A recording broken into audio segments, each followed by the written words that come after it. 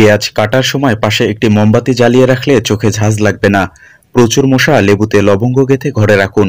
দুধ পানের পর পানি পান করবেন না, এতে অ্যাসিডিটির সমস্যা দেখা দিতে পারে। হাসি আটকানোর চেষ্টা করবেন না, এর ফলে মাথা ব্যথা তৈরি হতে পারে। প্লাস্টিকের বক্সে খাবার সংরক্ষণ করবেন না, এতে খাবারের মান নষ্ট হয়ে যায় ও খাবারও দ্রুত নষ্ট হয়। খাবার খাওয়ার পরপরই ব্রাশ করবেন না, এতে দাঁতের এনামেল ক্ষয় হয়ে দাঁতে শিরশির তৈরি হতে পারে। সপ্তাহে 2-3 দিনের বেশি অ্যান্টিব্যাকটেরিয়াল সাবান ব্যবহার করা উচিত নয়। টাইট জিন্স পরা থেকে বিরত থাকুন, এটি ত্বকে তাপ সৃষ্টি করে, ফলে চুলকানি ও ত্বকের বিভিন্ন সমস্যা হতে পারে। টক ফল খেয়ে পানি খাবেন না, এর ফলে বদহজম ও অ্যাসিডিটি হতে পারে। ব্রণ দূর করতে মুখ মুছতে পরিষ্কার কাপড় ব্যবহার করুন। চা পাতা ফেলে দিবেন না, শুকনো চা পাতার ধোঁয়ায় মশামাছি দ্রুত পালায়। বেশি বেশি ফেসিয়াল টিস্যু মুখে ব্যবহার করবেন না, এতে থাকা রাসায়নিক দ্রব্য ত্বকের ক্ষতি করে। আপনাকে বুড়ো দেখায় সানস্ক্রিন ব্যবহার করুন।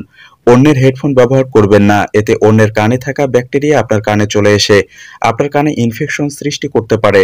খরচ কমাতে নতুন টাকার নোট মানিব্যাগে রাখুন, এতে আপনার মন চাইবে না টাকা খরচ করতে। মুখ থেকে ময়লা কমাতে ত্বক বেশি জোরে ঘষা মাজা করবেন না, এতে ত্বকের ক্ষতি হতে পারে।